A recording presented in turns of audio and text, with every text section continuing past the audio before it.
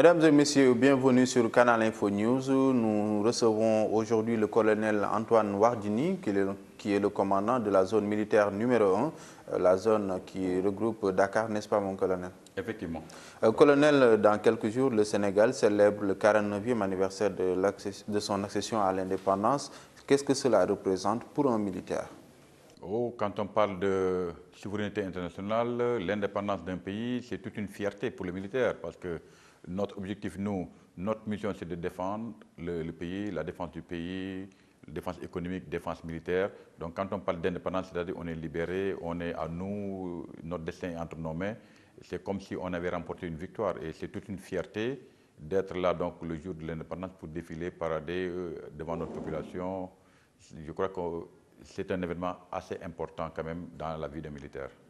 L'élément phare ou bien l'événement phare de cette célébration, c'est le défilé militaire. Comment vos troupes s'organisent pour que le jour J tout soit...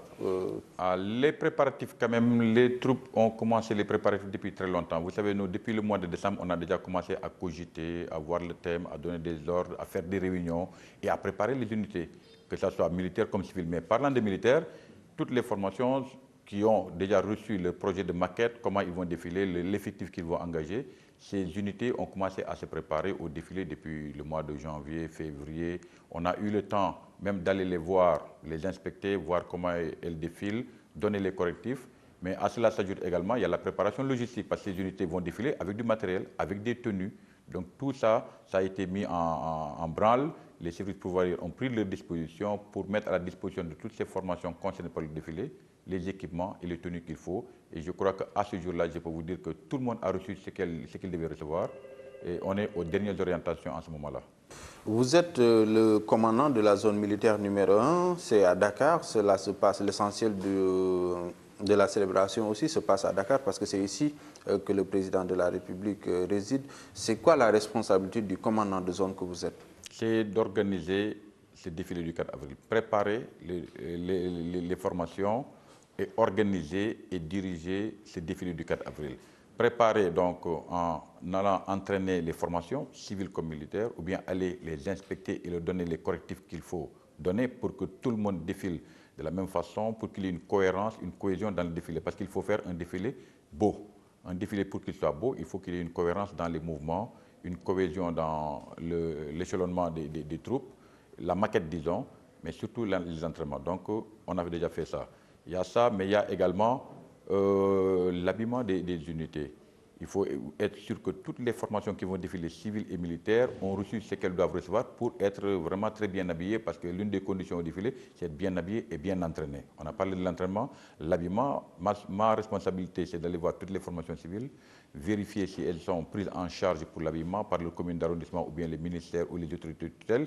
Ça a été fait, donc j'ai été voir tout le monde. Et toutes les formations que vous allez voir le 4 avril m'ont rendu compte que l'habillement, c'est déjà réglé, donc pas de problème sur ce plan-là. Côté militaire, j'ai été personnellement voir à l'intendance, voir dans les formations, tout le monde est en train de percevoir ce qu'ils ont à percevoir, donc il n'y a aucun problème maintenant. Donc pour la préparation, l'organisation maintenant, c'est également organiser le site, là où on va défiler, les tribunes, le traçage, parler avec la sécurité, comment on va organiser la sécurité pour que les invités qui arrivent soient bien accueillis, bien installés, pour que les autorités qui arrivent soient bien accueillis, bien installés, et pour que le défilé se passe très bien, parce qu'il y a un timing à respecter. Le timing là, l'état-major me donne le timing, mais c'est à moi d'exécuter maintenant le timing, de voir que tout se passe dans le timing qui a été arrêté, et ce qu'il faut faire à chaque moment.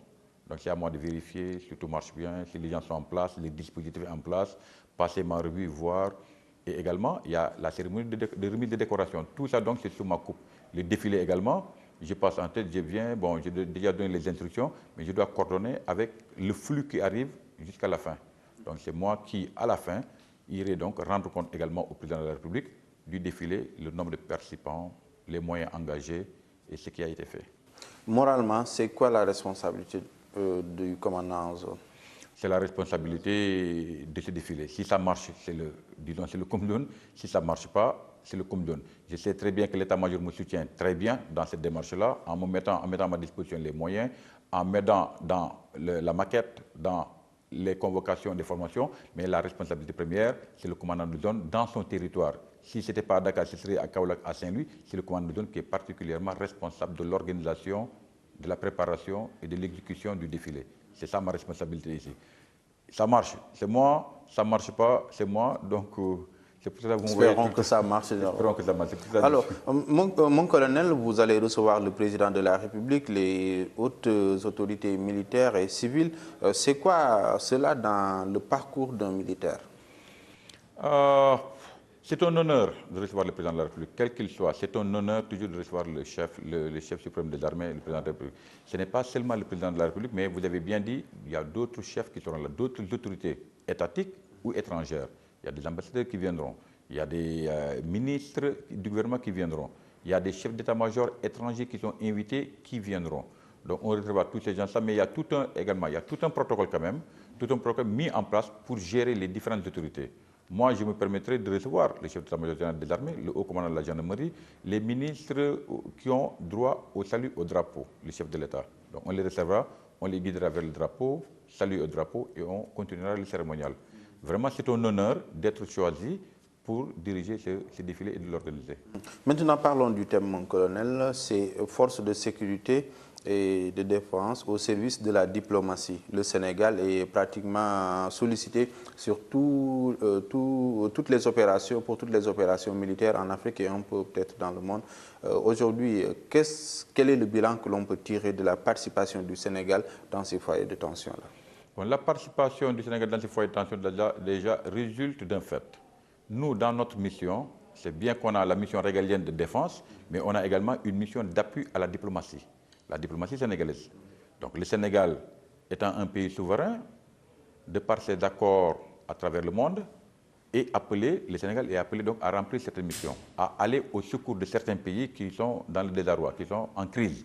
Et quand on sollicite donc le politique, c'est-à-dire le Sénégal, le politique nous donne les ordres, nous les militaires, et on applique cette mission qui nous est confiée, c'est-à-dire appui à la diplomatie. C'est pour cela que vous nous voyez rayonner un peu partout dans le monde. Partout où il y a des foyers de tension et que le Sénégal est sollicité, le Sénégal a toujours répondu et a toujours envoyé son armée et on a toujours été présent, que ce soit en Afrique, en Asie et un peu partout dans le monde. Donc on rayonne un peu partout dans ce monde. C'est pour ça que le thème a été choisi, non seulement pour cette intervention dans le domaine humanitaire où on est très fortement impliqué et très fortement apprécié, mais également on a même des militaires qui sont employés dans certaines organisations internationales telles que l'Union africaine, l'Organisation des Nations Unies, la CEDEAO, etc. À part ça également, vous voyez assez souvent beaucoup d'officiers généraux sénégalais, de par leur formation, leur cursus, une fois à la retraite ou bien une fois au bout du rouleau, ils sont envoyés quand même pour diriger une ambassade. Donc tout ça montre encore le dynamisme de la formation pertinente qu'on a suivie, le cursus de nos militaires et surtout le dynamisme de notre coopération avec les différents pays. Parce que comme vous le savez, on a beaucoup d'attachés militaires également dans beaucoup de pays dans le monde et on a des attachés militaires étrangers résidant chez nous. Et vous allez voir le jour du défilé avec toute cette flopée de drapeaux représentant tous ces pays où on est présent ou qui sont présents chez nous dans le domaine militaire, vous allez voir que vous aurez une idée de l'ampleur de notre coopération militaire avec ces pays à travers le monde. Alors, restons toujours avec le thème du défilé de cette année. C'est vous qui choisissez ou bien ce sont les politiques encore qui choisissent? L'état-major ébauche des projets, propose aux politiques et les politiques entérinent. En grosso modo, le thème est déjà dégrossi entre nous, la gendarmerie et les forces de sécurité à travers les réunions. On propose d'abord un projet de thème, ensuite on peaufine ça, on amène des aménagements et le jour où ça a été validé par l'ensemble des participants au défilé, on envoie la proposition au chef de l'État qui, le plus souvent du temps, entérine également. S'il y a des changements, il change. L'année dernière, à la dernière minute, il y a eu un changement dans le thème. Les dispositions de force et jeunesse, on a dû changer ça à la dernière minute, mais ce n'est pas trop grave. En tout cas, l'un dans l'autre, on comprend ce que l'on veut faire et on fonce dans cette direction. Justement, l'année dernière, c'était la jeunesse, mais l'année d'avant, il y avait aussi la participation des femmes, la féminisation de l'armée. Aujourd'hui, quel est le bilan à mi-parcours que l'on pourrait tirer de la participation de ces jeunes filles-là, de l'arrivée de ces jeunes filles-là dans l'armée sénégalaise? En tout cas, c'est une arrivée très bien appréciée. Au départ, il y avait cette appréhension, on avait un peu peur, on ne savait pas comment elles allaient se comporter, comment on allait les gérer dans les camps. Mais laissez-moi vous dire, depuis qu'elles sont là-dedans, vraiment, je crois qu'on est très fiers de la présence de ces femmes, de ces filles dans l'armée. elles se battent très bien, elles s'imposent et apparemment on dirait qu'elles veulent prouver qu'elles sont aussi capables que tout le monde. Et je vous dirais que même des fois dans les courses, des fois les filles, ils sont devant. Et quand on va sur le terrain, elles se démerdent très bien. Vraiment, moi j'ai vu leur intégration tellement facile, tellement bien huilée, que vraiment on est heureux. On peut dire que vraiment on aurait dû faire ça même d'ailleurs un peu plus tôt. En tout cas, elles se battent très bien, elles sont à leur place, elles font le boulot très bien. Et il y en a qui sont très ambitieuses, qui déjà voient l'avenir de la carrière officier. Et vraiment, nous ne pouvons que les encourager. En tout cas, leur intégration aujourd'hui dans l'armée ne pose pas de problème, parce que dans les camps, on a pris les dispositions pour séparer quand même les dortoirs, séparer les lieux de fréquentation, les toilettes, etc. Elles ont leur quartier à part, nous avons nos quartiers à part, mais on fait tout ensemble. On fait le sport ensemble, on court, on est au drapeau, et on fait les cours ensemble. Mais vraiment, sur ce plan-là, pas de problème pour le moment. Dans un proche avenir, quelle sera la mission diplomatico-militaire qui sera confiée peut-être au Sénégal? Vous en avez une idée? Diplomatico-militaire, je sais qu'un jour, on a eu à discuter à propos de l'Union africaine. Je crois qu'il y a une structure qui est en train de vouloir se mettre, qu'ils veulent mettre en place une structure militaire. Je n'ai pas les tenants et les aboutissants de cette structure, mais c'est comme si c'était un état-major ou bien un commandement unifié ou bien... En tout cas, il y a une structure qui se prépare au niveau de l'Union africaine et je suis sûr et certain que les Sénégalais seront contactés s'ils ne le sont pas pour le moment par le canal diplomatique, je ne sais pas, mais c'est sûr et certain que tout ce qui se passera en Afrique, militairement parlant, je crois que le Sénégal sera impliqué dedans. À quoi doit-on cela? Le fait que toujours on fait appel à la valeur des militaires sénégalais. Jugez-en vous-même. Depuis 1960, quand on a acquis notre indépendance, vous savez très bien qu'on a hérité beaucoup de l'armée française.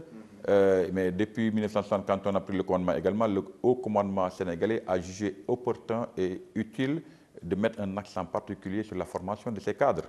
La formation n'est pas seulement pour les officiers, sous-officiers, tout le monde fait des formations. Dans notre armée, c'est des stages et des stages à chaque échelon. Donc les gens font beaucoup de formations. En tout cas, c'est un accent particulier que les autorités militaires sénégalaises ont pris pour, en tout cas, conduire cette armée-là à son destin.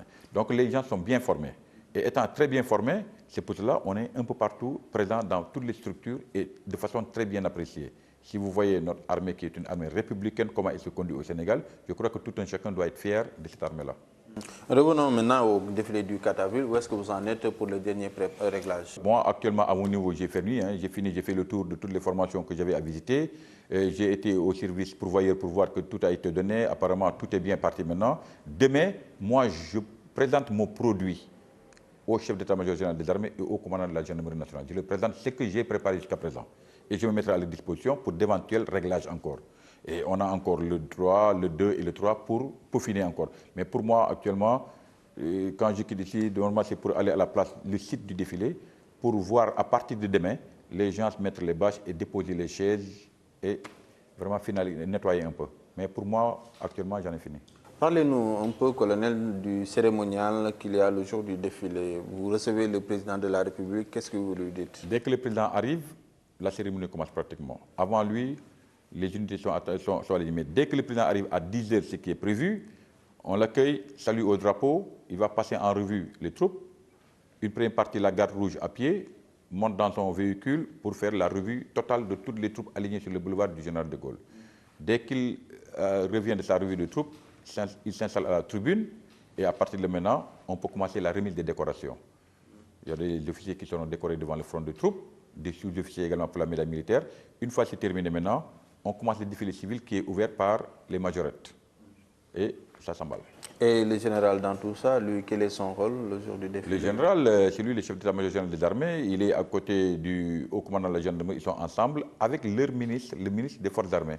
Donc c'est ce trio-là qui est là et qui attend le chef de l'État pour l'accueillir, pour le conduire au drapeau. Et il s'installe à la tribune en même temps que lui, à ses côtés, pour s'il y a des questions, s'il y a des choses, qu'il puisse quand même répondre ou parler au président de la République. Niveau sécurité, maximum. Niveau sécurité, je crois qu'il y a une sécurité maximale. Vous savez très bien, quand on organise un 4 avril, on invite des invités, il y a des autorités des différents pays, les ambassadeurs, même si ce n'est pas ça, il y a des chefs d'état-major ou les invités, le peuple sénégalais même qui est invité. Normalement, donc la sécurité est de mise. De toute façon, les dispositions sont déjà prises. Il y a des réunions de sécurité qui ont été faites avec la police, avec la gendarmerie, avec les sapeurs-pompiers, avec nous armés, pour que tout soit mis en place, pour que tout se place très bien. Donc, nous attendons le 4 avril pour voir. Mais il y a un dispositif assez conséquent quand même pour l'accueil des invités, les parkings, l'installation et la gestion des foules.